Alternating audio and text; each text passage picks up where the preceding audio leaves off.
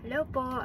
Quick tips lang po natin para sa mga gustong kumuha ng driving exam dito po sa Hong Kong.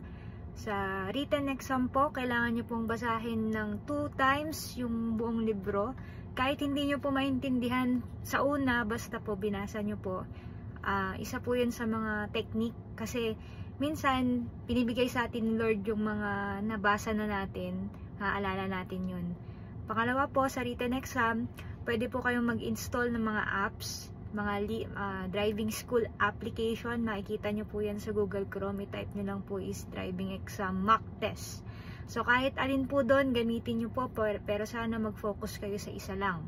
So meron pong mock exam, magpa-practice po kayo with timer, free po yun online. So pwede nyo pong gamitin yun.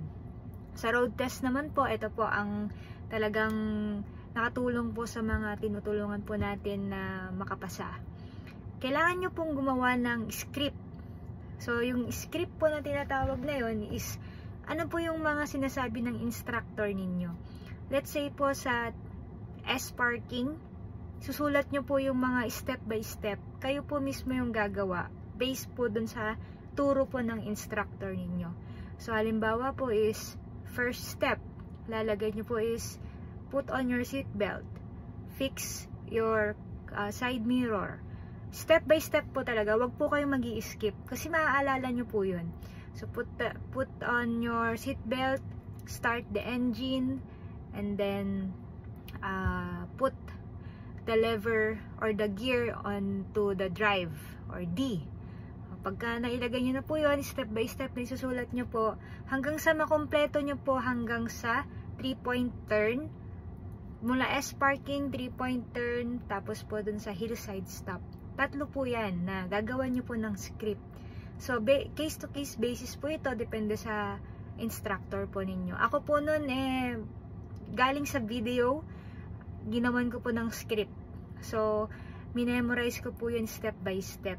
Hindi na po kayo malilito nyan, kahit mag-turn left or right kayo, kahit pa ang daming sinasabi nung examiner, nung instructor ninyo, hindi na po kayo malilito. Bakit? Kasi memorize na po natin. So, ang dami pong nakasabi po na sa akin na helpful po yung memorize nyo na po yung gagawin kesa po yung nangangapa kayo. Kahit po alam nyo na po yung step, kung hindi nyo po memorize, may tendency po kasi na hindi nyo siya ma-perform ng maganda. So, yun po yung isa sa nakatulong sa mga tinulungan din po natin. Doon naman po sa driving on the road na po, isa po sa mga tips ko naman po doon is always shoulder check OA mode. Sabi ko nga po. OA mode dahil from shoulder, liliko nyo po yan. Pag nag-shoulder check kayo. Ayan. Bakit po natin ginagawa yung shoulder check na papaliko nyo? Pag shoulder check kayo, nililiko nyo yung shoulder nyo. Kasi po, para po makita ng examiner na talagang lumingon kayo.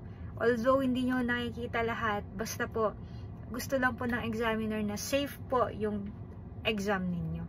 So, lagi nyo pong tatandaan na kapag nag-practice po kayo, isipin nyo, yun na exam date nyo. Yun na mismo yung exam date nyo. Kaya, kung si instructor ang kasama nyo, dapat po talagang i-feel nyo na exam na po yun para dapat wala kayong mali. No room for mistakes kahit sa practice. Para sa exam proper, ma-perfect nyo na po yung exam niyo. So, good luck po and sana po pumasang lahat. Thanks!